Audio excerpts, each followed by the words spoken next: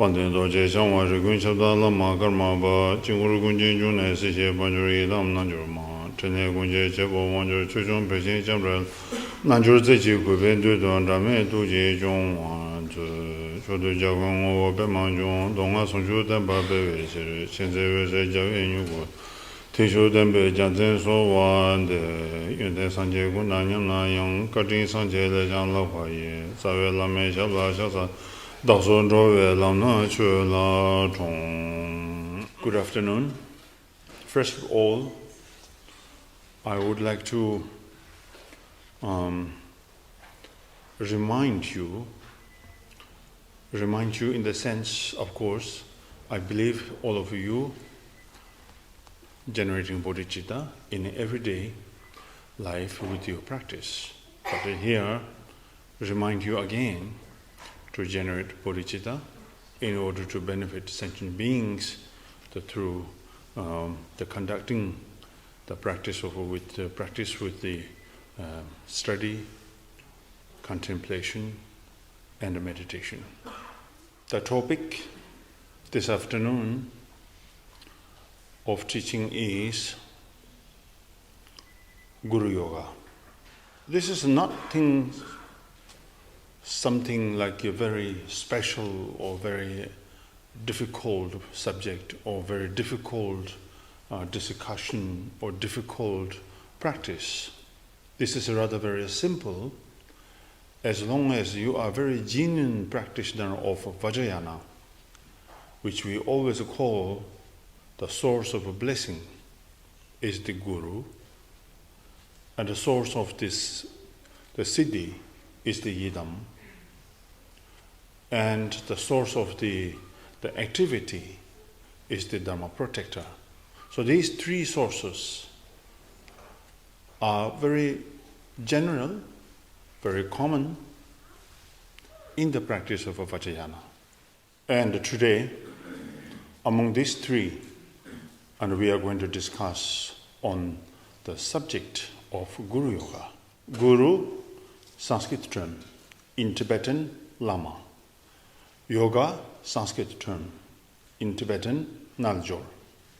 Now, I have to explain this particular term. Lama, which means la in Tibetan words, means above. Ma is a word of negation, which means no one else other than the person who is upstairs there or above there, which means the person who teaches you or who instructed you very essential teaching, very essential or very profound teaching, who let you awaken your mind or who let you open your mind, who let you see your true nature. So that is the person we call Lama. So with this, Lama has three different aspects. Number one, Lama, that is as an individual who teaches you, who gives a teaching.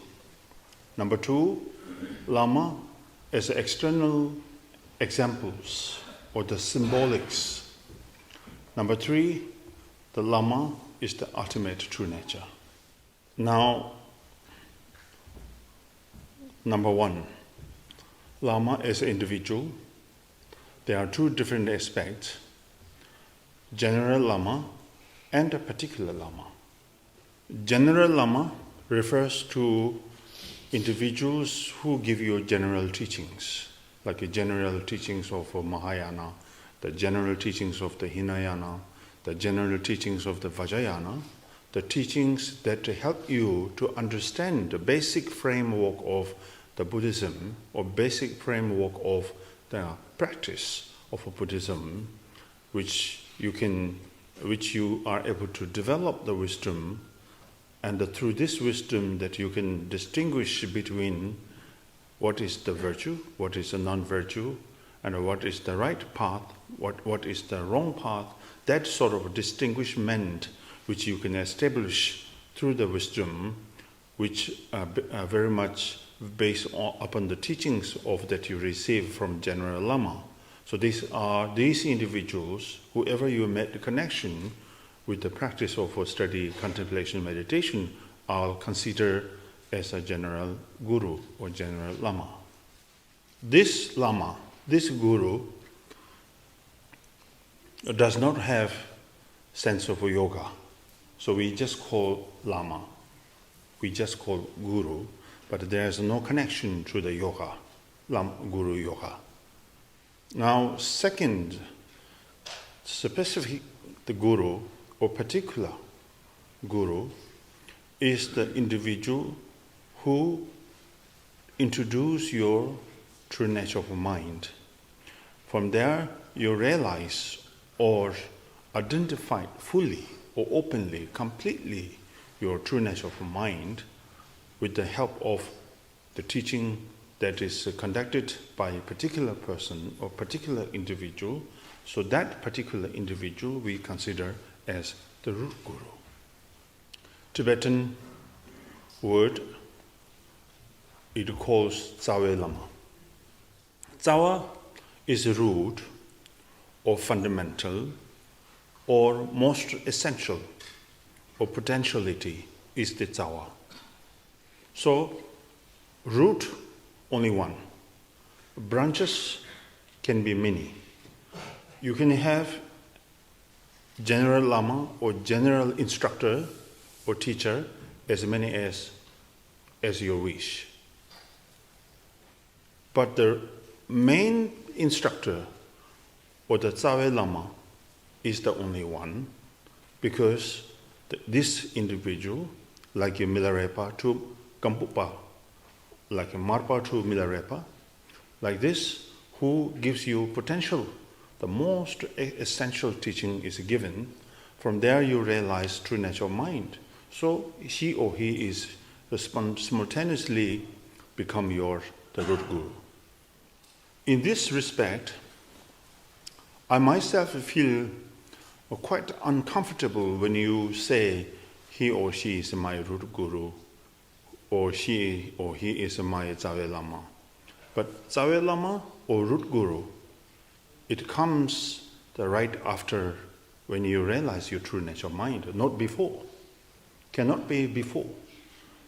It's the condition that even he or she performed initiation in Tantrayana, Vajrayana, when he or she performed the initiation.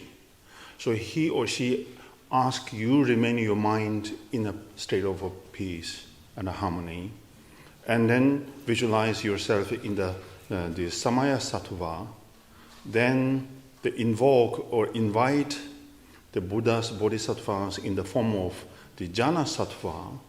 Jhana Sattva dissolve into your body, speech, mind. There your body, speech, mind is mingled or become inseparability with the body, speech, mind of the Jhana Sattva.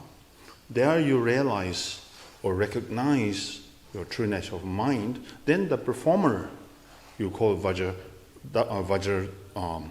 master or Doji Lopen spontaneously become your Vajra master. Not before. At that moment, so he or she becomes your Vajra master, and yourself become the Vajra disciple.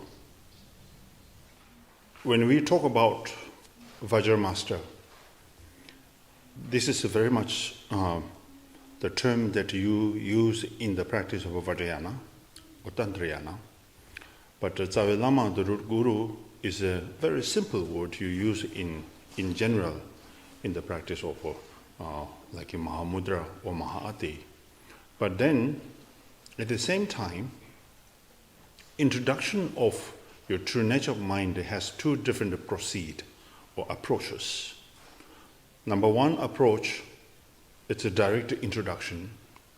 Let's say the master asks you to do retreat, couple of months or couple of years, that it depends on the situation. And the master himself or herself know your capacity, your capability. And then after some time, as a process, the teaching upgrades. according to level of your capacity of understanding or the realization. After some time, then you fully realize your true nature of mind without performing initiation or rituals or opening mandala, etc., but a very direct and a very open and a very straightforward teaching, completely open your mind. So this is the way of performance of the introduction of your true nature of mind through the very simple way of training in the Mahamudra and Mahāti, a little bit related to the general and Sutrayana way. Then in Vajrayana, when we talk about realizing our true nature of mind, they use the term of inseparability of the blissfulness and the emptiness. Tibetan words, de tong. But this particular term we don't use in Sutrayana or in the general teaching of the Mahayana, or no, the Mahāti and as well as Mahamudra. But this is very much a typical term or a very particular term that we use in the Vajrayana, so that the realization of or the ultimate experience of the inseparability of the blissfulness and the emptiness is a come from the four empowerments: the empowerment of a vase, empowerment of a secret, empowerment of wisdom, prajna, then the empowerment of a word. First empowerment is the empowerment of the vase, where you can gain the experience or the realization of inseparability of the appearance and emptiness. In Tibetan words, nang tong irme. Then the second, empowerment of secret. After practice of this particular empowerment, then what you can gain, the ultimate experience, is the experience of inseparability of the clarity and its emptiness. Tibetan words, saltong irme. Then number three, the third empowerment is the empowerment of wisdom. After practicing this empowerment or initiation or abhisheka, what you can gain experience from this particular practice is the ultimate experience of the inseparability of the blissfulness and its emptiness. Tibetan words, detong irme. Now these three initiations or abhishekas, the abhisheka of the vase and the secret and the wisdom, is just an abhisheka of a path. Path in the sense of like the path of a training. Path of a training your essential mind through the exercising of the initiations or abhishekas. So once you have trained well or understood or realized these three initiations or the abhishekas, so what the result or the fruition that you can adopt from these three initiations is the initiation of the word. So there you can gain the ultimate experience, that is the inseparability of the primordial awareness and its emptiness. Tibetan words, riktong irme. These four ultimate experiences of, as I explained, there are four inseparabilities. Like inseparability of our base is emptiness, but with appearance and clarity, blissfulness, and the primordial awareness. Doesn't mean within the realization of emptiness or the state of the emptiness has a different four aspects of inseparability from. But these are just experience to the great yogis when they go through the experiences of such, that when they are able to develop their essential experiences or realization, then one can experience this extraordinary, like inexpressible experience which cannot describe into word or into term, but simply or merely that you can experience it. This is a tremendous experience that comes from the deeper level of the training your mind through the instrument of the abhishekas. So after 4 empowerments, there's no doubt this particular individual be enlightened in this single life. That's why we call the empowerment in the Vajrayana is a much or high or highest or greatest the vehicle from the rest of the vehicles. So this is the ultimate meaning of lama. Lama does not refers to the individual's characteristic. It's a rather characteristic of your practice of ultimate practice, where you proceed and approach without making or without engaging any mistakes or faults in your practice, because you are very much matured from the ultimate instructions given by your guru. So because of this, towards the end of Guru Yoga, say, or my mind and the mind of a guru is inseparable. So which means everything is the sense or the meaning of ultimate, not the relative. Relative, you cannot mingle your mind and his mind or her mind. It's a totally different elements. But ultimately, element itself is the very much a state of the absolute or the essential state. So therefore, Guru Yoga, Lame Naljor, don't think this is something to do with the individual who is in the form of a human being. It's rather telling you indirectly the quality or the potentiality of the ultimate understanding or realization. So that is the actual meaning of Guru. Guru, Sanskrit term, itself tells us something heaviness. What heaviness? The heaviness of quality. Heaviness, the heaviness of something that is the quality which gives us understanding. If you practice, if you realize, if you actualize that quality, one can get rid of all this samsaric darkness, which able to bring you to the state of where the completely clear and brilliant and free from all kinds of the negativities. So that sort of the function or that sort of activity that gives or present by the realization of heaviness. So that's why the term the guru is the heaviness of the quality. Then what is yoga?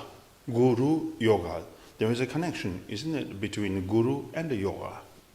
Yoga means path. Tibetan words lam. Now, the true meaning of yoga in Tibetan we call nal jor. This is very important, so audiences should understand. Yoga is not something exercise. Yoga is not something that you play something role, different role, but yoga is something our very everyday life, which we need to pay attention, which we need to work with our mind. It's a very simple path, which is we call yoga. Nal jor. Nal means the true, or unfabricated. And it could be meant also fresh. Our mind is not fresh as yet. Our mind is diluted with all kinds of the disturbing emotions. So our mind is always unclear. Our mind is going through every day with the emotion, anger, jealousy, pride, all kinds of negative factors inside the mind. So there's no true peace, there's no true harmony, there's no true compassion, there's no true altruistic attitude, there's no true the restfulness at all. Almost every day, our mind has no rest, state of rest, no fear. Sometimes they're very fearful, sometimes too much expectation, sometimes this and that. There's no space or the state where your mind can rest at all. So therefore, our mind is full of disturbances. And by the blessing of a guru, the blessing of his or her teaching apply within, from there you practice very seriously, genuinely, and you are working with your mind, then gradually or slowly you are able to bring down the force of the disturbing the mental factors. And then from there you can build up or adopt the true and the real peace and the harmony and the restfulness. So from there you can reach the state where you can mind fully rest. So that is what we call null. Njor. Njor means reach. You have reached to that state of where your mind is completely free from the destruction and the disturbances. Even though there are obstacles, hindrances, and the distractions, yet these factors does not make you move your mind or shake your mind, cannot disturb any longer your mind. So that sort of a state of mind is where you reach. So that is called jor. Then you reach the state of null, where your mind is absolutely free from those obscurations. So the guru yoga is not simply you recite some prayers or some supplications. You understood that, right? So when you say, oh, I have done my guru yoga practice, doesn't mean that a certain number of the recitation of prayer is done. But here done means perfectly done, something that is from within, not from the outside of book or instruction. So where your mind is mingled, the mind of the guru, which is the ultimate guru. The ultimate guru is your realization. Ultimate guru is your true realization or actualization. So if you are able to mingle with that mind, sort of the ultimate mind, so you should gain experience from there. You should gain actualization from the practice. So we consider you are perfect done the guru yoga, not the number of you doing the relative guru yoga practice. Therefore, you must understand when we talk about the four foundation. When we talk about the four foundation, first is the refuge and the generating bodhicitta. You consider this is also preliminary practice. Number two, Dorje Sempa practice, Vajrasattva. That is also we consider the practice of preliminary. Number three, for accumulation for merit, practice of mandala offering. That is also part of your preliminary practice. And then number four, you call the foundation or the preliminary practice of Guru Yoga. But Guru Yoga is not preliminary practice at all. So they just put towards the end of your preliminary practice as a wonder practice, as a preliminary practice, because the great masters, a great idea, if you make a separate practice as a Guru Yoga, he or she thinks none of you will do that. So the idea of a preliminary practice, which you must finish before your practice, So you consider Guru Yoga is also part of a preliminary practice. I must finish it. This is kind of a good trick. But I suppose not to say it here now. But anyway, so it is a preliminary practice. It is, but essentially you should know this is the actual practice of a Mahamudra. Because if you are able to practice Guru Yoga very well, or very good, or perfectly done Guru Yoga practice, then you will be enlightened afterwards. You do not need to wait for some other practices. So sometimes it's quite funny when individual approach Guru said that, now I have done my 4 preliminary practices, what is the next? So next you just rest. Eat good food, ice cream, cake, roam around. Yeah, so that is the actually concept, the precept, something is wrong inside the practice. So this shows that your Guru Yoga is so-so. Because you are still asking question, what shall I do next? So that means you haven't done Guru Yoga quite, not nicely. So this idea, you should know, Guru Yoga is the actual practice, not preliminary practice. And we must know the key points in the Vajrayana practice. When we talk about Guru, Idam, and the Dhamma protector, and simply we say Guru is the source of a blessing and the Idam is something. But anyhow, eventually, towards the end of a practice, more you go into the deeper level of a practice of Vajrayana Buddhism or practice, one should utilize Yidam and the Dhamma protector and the Guru inseparably. Guru is the one who is inseparable from the Yidam. Guru is the one who is inseparable from the Dhamma protector. With that sort of determination or basic understand or the realization, then we practice Guru Yoga. If you have a concept, these 3 separate, Guru, Yidam, Dhamma protector, 3 others separate, and you engage practice separately, there is no way to achieve to practice Guru Yoga at all. So therefore, Guru is the only one who is a Yidam, who is a Dhamma protector, who is a Bodhisattva, Dakas, Dakinis, all in one.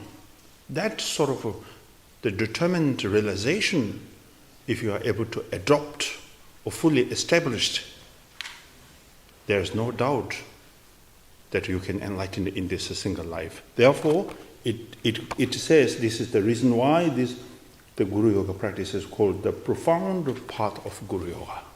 Profound part of Guru Yoga. Therefore, to accomplish this realization of Mahamudra through the practice of Guru Yoga,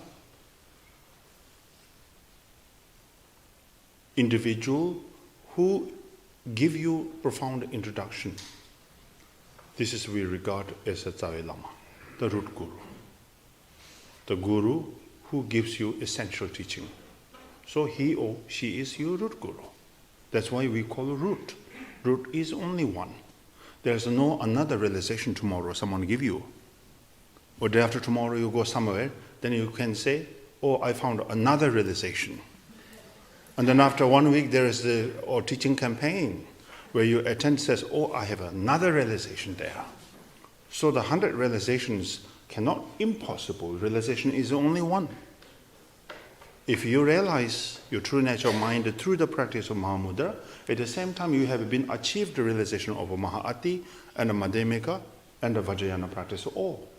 No individuals in the past, the great master, so-called, this great master is realized the Mahamudra practice, but not Mahāti. Is there anybody? I don't think so. I never heard of this so far. Maybe who knows next time. And wait and see. So realization is only one. Yeah? So that's why we say, that's why we call he or she is the root guru. Because of the power of your accomplishment of your practice with that particular the teacher or master, then because of the power of realization, the profound devotion is arising. Until that, our devotion is so-so. There's no stable devotion and faith. And you can experience that because your devotion is changing from time to time. Let's say today you have a profound devotion towards your teacher, but tomorrow maybe not. So it's like the climate these days, or the weather these days. Because it's not your fault at all. And the master will never blame you, say that, why don't you have a stable devotion towards me? The master will examine your devotion. Doesn't mean that he wants or he needs your devotion, but he feels pity that your devotion is changing, which means your ground is not solid enough for the practice.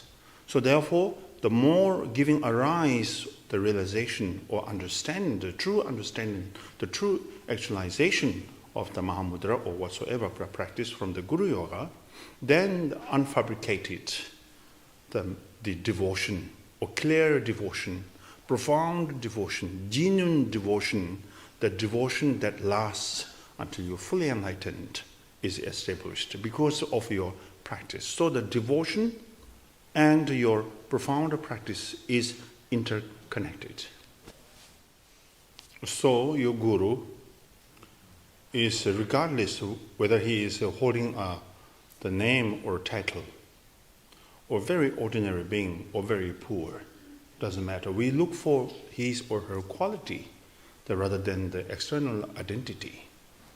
So the more you value his or her teaching and his or her instruction, upon applying these, then the negative sides is reducing or subduing, and the positive sides like compassion, loving kindness, the realization of a true natural mind, the devotion, and the ultimate bodhicitta keep arising, then automatically you will value the person who conducted such profound teaching to you. There is no change in your devotion, in your determination, in your confidence over the master. So that's how you make connection. The connection between the disciple and the master, the connection or the relation is stable, never changes, and it never shakes with any circumstances come to. Otherwise, if there is no stability in your relation through the practice, or just ordinarily you make a relation, then there is a disturbances. And then this relation is a very fragile, doesn't really last, because sometimes you say, oh, my guru is not happy today, I don't care. Or really like that, sometimes you are very happy because he or she is smiling at me, he's giving me good teaching, or then, because there is very much that you are on the basis of a relative way, let's say that he's happy or he's not happy, or he's really nice to you or he's not nice to you, or he's so kind to you or not kind to me. It's regardless. If your devotion is established through the practice, the profound practice. Otherwise, your devotion is very much depends his or her mood, right? And your own mood. So your mood is good, devotion is there. If your mood is so-so, devotion is also so-so. So that's how the relation is not there. Therefore, the practice is so-so, and then the path of a practice is so-so, then the realization is not there. I think so. With this practice, then the second, the guru of the external, the symbols, right? Symbolic flowers, trees, waterfalls, mountains, sun and the moon, the stars, and a wave of ocean.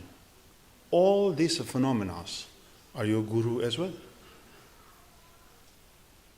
These are we call external, the factors which is your guru.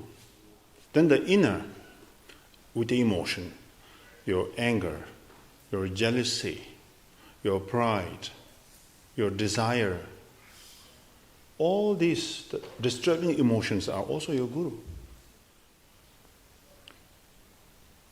And also at a state of virtue, like devotion, compassion, loving kindness, as well as like bodhicitta, the virtues of action of body, speech, mind are all your guru. As you are a practitioner, in everyday life there is no ordinary things. So each and every single of these external factors and internal factors, including your emotion, your thoughts, your feelings, if you work with them, if you deal with them, if you apply or bring them as an object of your practice, or bring them as a supporter to your practice, then these factors automatically become your guru, your instructor, your teacher. That's why Milarepa sings his doha.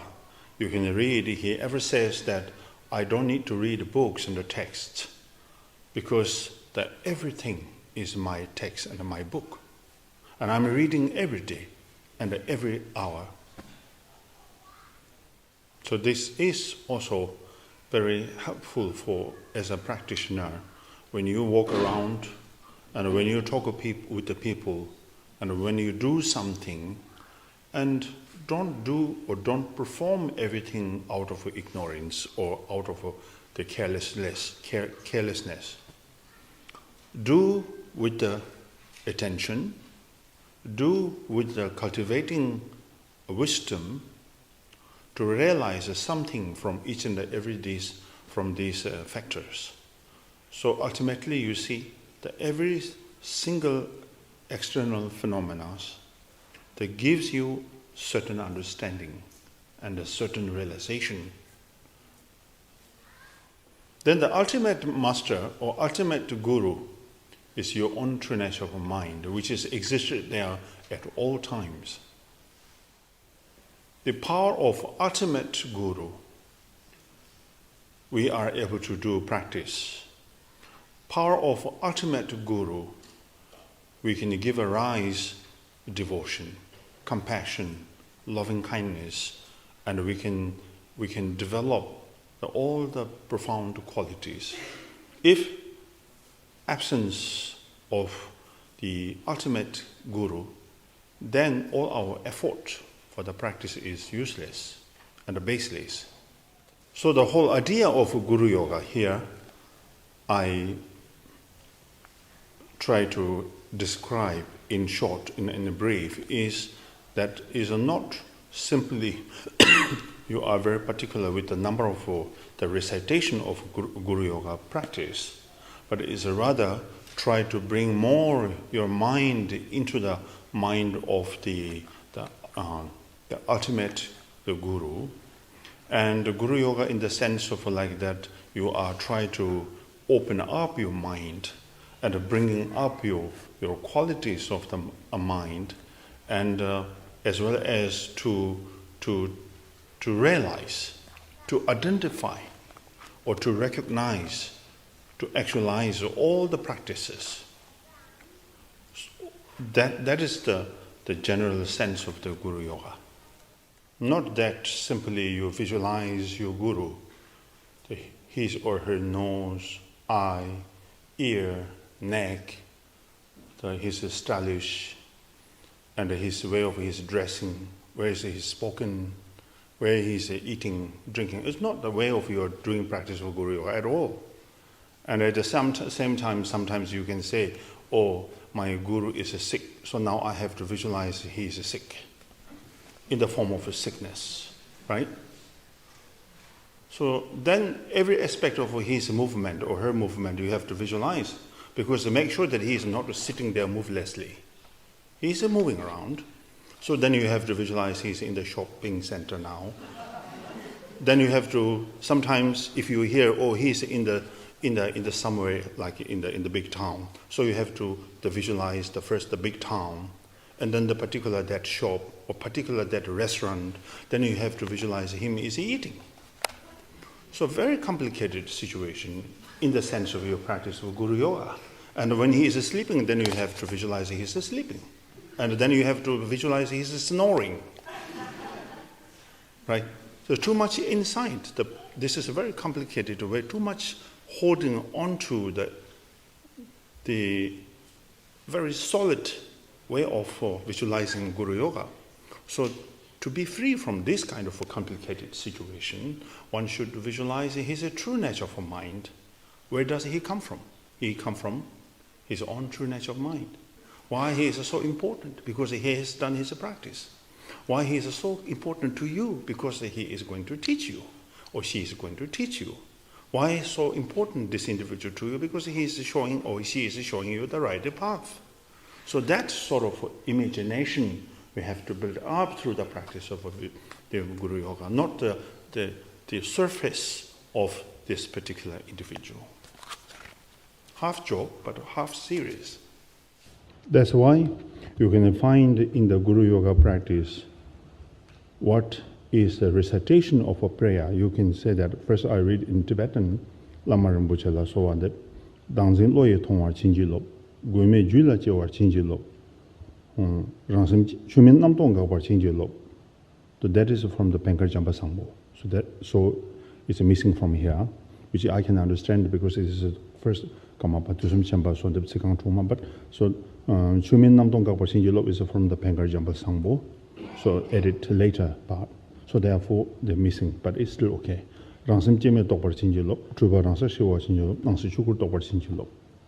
these stances or the verses, what these verses tell us, you can understand. He said that I pray and supplicate my precious Guru, right? I pray and supplicate to my precious Guru. So call the Guru from afar intensely. Purpose is what? What are you calling? Why are you calling? Here, the first stanza of verses says, bless me to give up clinging to an ego, which means the ego is the source or origin of all the rest of the afflictions. In this context, you can understand if you hold on to your Guru, saying that my Guru. So it is related to the ego, right? So it's not really healthy Guru Yoga practice when you say, I am visualizing my Guru. Sounds good, but it's not really free from the ego. And totally contradictory to what you are praying here, said that clinging to an ego, yet you are very much into it, said that my Guru, I am asking you, please help me. Second, bless me to realize that I have no needs. No need in the sense that no need to cling onto my Guru solidly. As long as his blessing is there, if I do my practice in a healthy way, if I catch up myself in the practice of, if I'm not losing on my path, if I'm doing correctly my practice, then no need to hold on to the Guru as saying that my Guru or my teacher. Then, although this Pankar Jampa Sampo's verse is not there here, but I still want to explain you. Chumin nam dong gak par ching yilop. Bless me that I can seize the negative or unvirtuous thoughts. In this sense, what is the virtuous thoughts? Is the thoughts that disturb your peace, inner peace, that disturb your proceed to the path of the Dhamma, the proceed to the realizations. So the virtuous action of a body, speech, and mind is being disturbed by any powerful thought, is we consider here is the negative thoughts or the unvirtuous thought. Bless me to realize that my mind is unborn. In Madhyamika system by Nagarjuna, he begins the Madhyamika teaching from the state of the unborn. And Nagarjuna says all the phenomena are neither arise from the self nor from the other, and neither from the both, and neither from the none of both. In Prajna Paramita or Jyot practice, we emphasize the syllable letter A. A symbolizes unborn. If one practitioner able to realize the true nature of a mind, so that means that you realize that your mind is unborn. Because of the unborn, then there is no location to be resided, and then there's no the location to be seized. So the unborn is the source of the shunyata. Trupa Rangsa Shiva Chinjilo, bless me that confusion naturally subside. In Mahamudra Mahati, all the teachings are performed for the naturally subsiding, because we don't need to negate all these emotions like fears and expectations and etc. So once you are able to raise your mind, very natural state of the emotion itself or thoughts themselves, then there is no disturbance. Just a lack of looking closely into your thoughts. Then thoughts disturbs you. With the wisdom, if you are able to look into very seriously or closely your emotion, then as Shantideva says, the thoughts, emotions come from nowhere. This is just a part of the emptiness. So you look into closely the emotion themselves and the thoughts themselves means that you are helping them to bring them back to their own nature, which is your own true nature. Bless me to realize everything is Dhammakaya. Everything comes from Dhammakaya, everything reflected from Dhammakaya, everything arises from the Dhammakaya inseparably. But because the misconcept makes separate the appearances and its origin, then we call this as a samsara. If you are able to look into very nature of these appearances or phenomena, then there you have a capacity, or you are capable to realize that these appearances are never separate from this origin, which is the Dhammakaya. I cannot convince you to rely on with the full of confidence with your guru. Long time back, when you look at the life story of a Marpa and a Mila, and as well as the Milarepa and the Gampopa, and before that like in Naropa and the Telopa, it's something very, very extraordinary, the way they establish the strong confidence and the belief towards the Guru, and then the Guru, how to bring them to the right path. Although when you look at directly, there are some very funny, like the story in the between, which we unable to think of such, but nowadays, degenerating time, is very difficult, which is very obvious. So therefore, this teaching convinced highly, said that examine your teacher before making strong connection. Don't after make connection. Before making connection, your guru, you examine his movement or her movement, her or his the character or manner. Are these reliable individuals or not? Examination need to be performed, but very much ahead of such. If you examine the later part, once you have a made connection, and a made connection with the Dhamma practice, particularly like a profound practice for Guru Yoga, then it's a bit late, which is not good for both of you. Both of you means you student as a teacher. So therefore, the relationship between disciple and the master is a very profound. In one hand it's very profound, other hand is very risky. So therefore, in order to get rid of such a complicated relationship, so one should be very careful to be examined before everything is started. Okay.